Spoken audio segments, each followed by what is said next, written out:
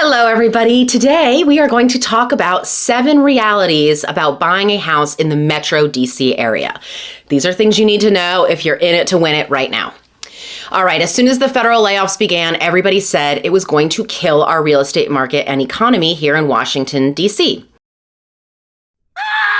Guys and gals, this isn't happening. In fact, not only did it not kill the real estate market, things here are pretty wild. So let's look at what's happening on the ground right now in the DC real estate market.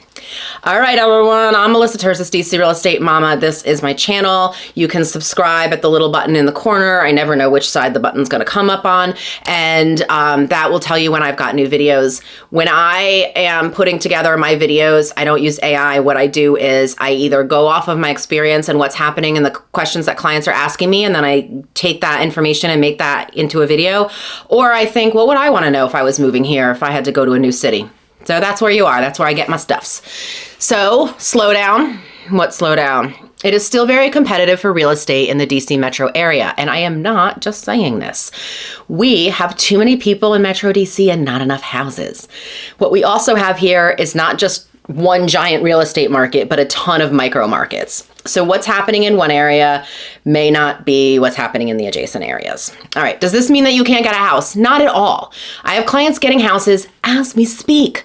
They have learned that you have to be a few things. A quick study, you have to assess and analyze the market, you have to position yourself the best way possible to get a home. That's really it. That sounds like a small list, but it entails a whole lot that we dive very deep into during the process. This is not the market, you guys, for months of leisurely house hunting. If that's what you want to do, I would highly recommend that you sit this out for a while. No matter how thick your skin is, there's like nothing more depressing than casually looking. And why? Because you will half-ass find a house that you love. And then you will watch somebody else who was more prepared get your house because you weren't whole-ass looking. You were only half-ass looking. So if getting a house is your goal and you have a relatively short time frame in which to do so, which in this area is like 6 months, it takes most buyers like between 3 and 6 months to get a house locked down, then you want to listen up because this video here is for you. I'm out showing houses honestly most days of the week, and this is exactly what's happening in the DC real estate market right now from where I sit, stand, drive in my car, all the things. First, buyers are waiving home inspections. Jesus. For many years, we endured in DC what we called this pre-inspection. That was a home inspection that a buyer would do prior to the offer deadline. The general process went like this. Homes were listed on Thursday. Buyers would flood to see the house and then immediately schedule a home inspection if they didn't already do so at the outset before they saw the house. They would do the inspection to get that done before the offer deadline of Monday. That was for the sole purpose of waiving home inspection, just so that they knew what the situation was with the house, but they weren't gonna ask the seller to do anything, nor were they gonna ask the seller to even allow them back in to do a home inspection. In those days, I had buyer clients who elected to do pre-inspections on homes where up to 12 other people might also be doing an inspection on a home. That was wild. Inspectors were lined up 3 deep to look at the water heater in some of these places or the HVAC. Crazy. Now, in the rare event that there wasn't a bidding war, let's say a buyer found a house that had been on the market a little bit and everybody overlooked it, buyer ratified the contract with an inspection contingency because they were lucky enough to be able to get that accepted. It was still impossible to get a home inspector scheduled. They were also busy doing these stupid pre-inspections. All the extra inspection work brought out a lot of subpar inspectors too. I watched one miss a structural problem right in front of me and tell his buyers that the house was in great shape. All right, then he handed me his business card while my lovely inspector, highly competent and I've been using for years and years, was busy not missing the structural problem. See how that works? Yeah. Always, when markets go crazy, it always brings out vultures. I hated those days, but I hate what's happening more even now. Because now, more than half of buyers in some areas are just fully waiving a home inspection. They're not even doing it before the offer. It's hit or miss whether sellers and their agents at this point are even allowing buyers the time to do an inspection prior to offer deadlines. Don't kill the messenger, you guys. This is just where things are. I don't know who these people are who are straight up waiving the home inspection, but this is what's happening in many areas. Vienna, Burke, Springfield, Reston, people are straight up waiving the inspection entirely. All right, Next thing you need to know, buyers have cash. Somewhere between 1 out of every 4 to 5 buyers has cash. This used to be price range specific. Buyers at the entry-level price points, which in this market is $400,000 to $500,000, did not have cash. They were typically 1 or 2 income families, and they bought in the price range where they qualified. If somebody was sitting on $400,000 cash, then most likely what that person would do is go buy $1 million home and then be somebody with a 40% down payment. Now, at all price points, people have cash. It's kind of unbelievable. I had clients get beat out by cash in the $500,000 price point in Springfield. I had clients up against a cash offer in a $600,000 house in Silver Spring. And now that the rates are up, these buyers are buying what they can afford in cash instead of getting a 3% mortgage loan for the difference. They're just dialing it back and they're paying cash for a smaller, less expensive house. And that's the competition out there. Next thing you need to know, some loan types will never have an offer accepted. This is terrible news, you guys. It hurts a lot, and this is another please don't kill the messenger statement. VA, which is the veterans loans, and FHA loans basically have no chance of getting chosen in a multiple offer situation. None. Zero. Zip. Nada. Doesn't matter if the seller also bought with a VA loan several years ago, if they're also military. People go for the money.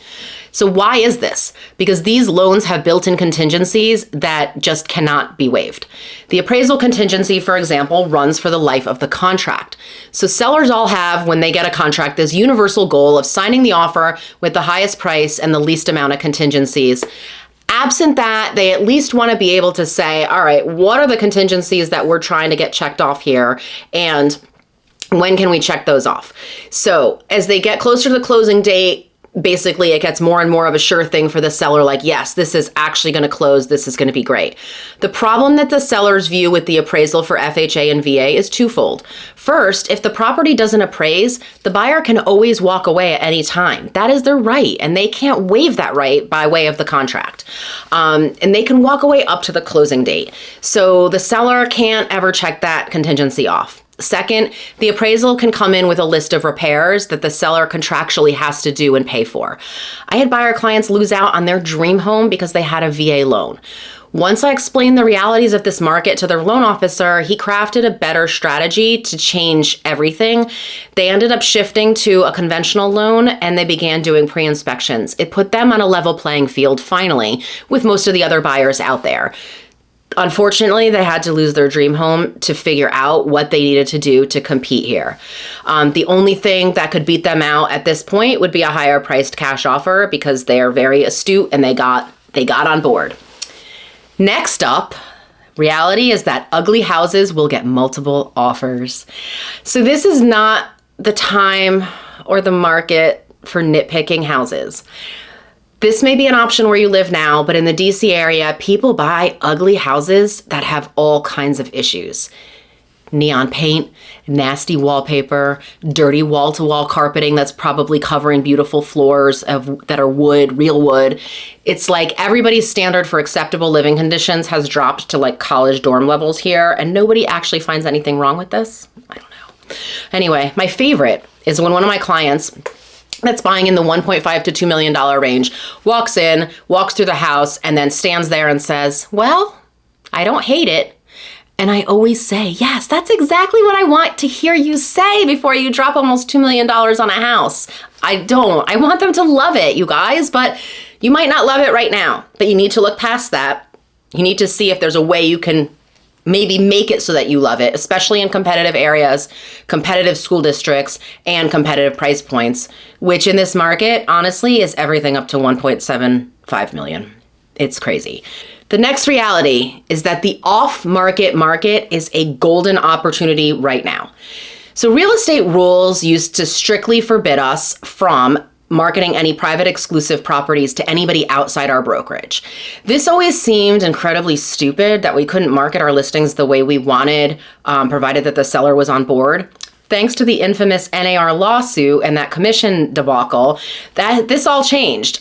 They decided that it wasn't allowable the way MLS had basically, strong holding us into not being able to market our listings the way that we and the sellers want.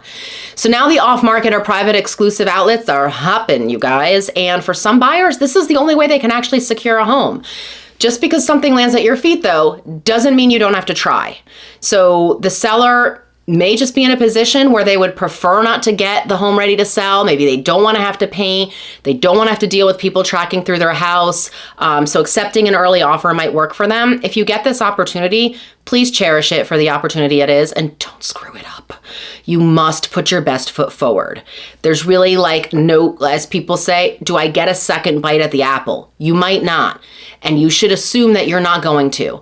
You must put that best foot forward. You must treat this as a competitive situation. You cannot just say, oh, they want $600,000? Great, I'll give them $585, and I want to do an inspection with the right to negotiate for repairs. And I'd also like to have my appraisal and financing contingencies in there. And can we also ask them to dog sit Fido when I go away every summer? That's not this market, you guys. You can't do any negotiating like that. If the house is listed for $600 and you don't want them to go to market, you need to offer them $625 or $650. You need to incentivize them to not go to market. Another one I hate, sorry, don't kill the messenger. All right, the next reality is that lots of sellers want rent backs.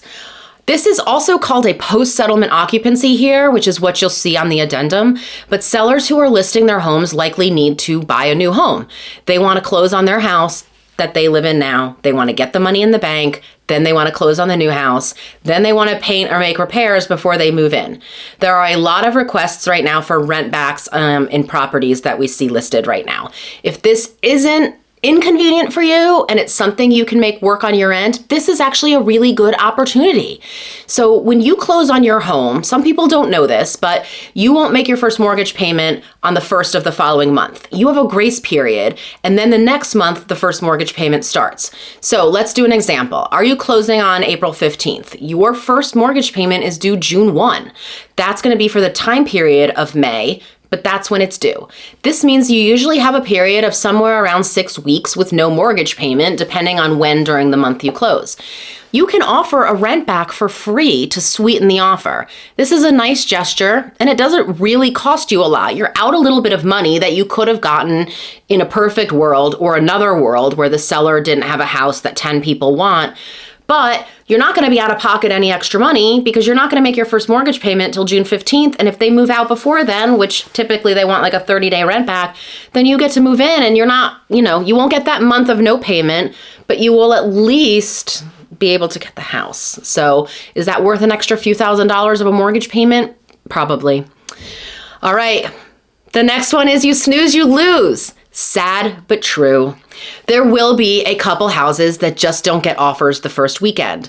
If these homes cycle to a second week on the market, do not assume something is wrong with them. It's just how things go sometimes. People get into this psychological cycle thinking, well, if nobody else wanted it, then I won't either. But then an ugly house gets an offer and they're like, oh my God, I need the ugly house because there's another offer on it. Buyer psychology is wild, you guys. Anyway, don't think this. Don't think just because nobody else wants it that you're not going to either. Cut it out. Get out of your own way. Take a second look and see if it could work for you. And then write your offer. Write it right away. Don't think you've got time just because it made it through the first weekend and didn't get any offers. I just saw this happen with clients. They are actually kicking themselves for not acting when the house was on the market for 8 days. That's actually considered a long time here, but it's not a death sentence. And it did go under contract on the 9th day, and they still got over asking, which is wild stuff. Anyway, those are the realities of the market. Definitely a hard pill to swallow for a lot of people. I'm here to walk you through all of it and to tell you what things are like and to give you a good education on the market where you are interested. My contact info is coming next.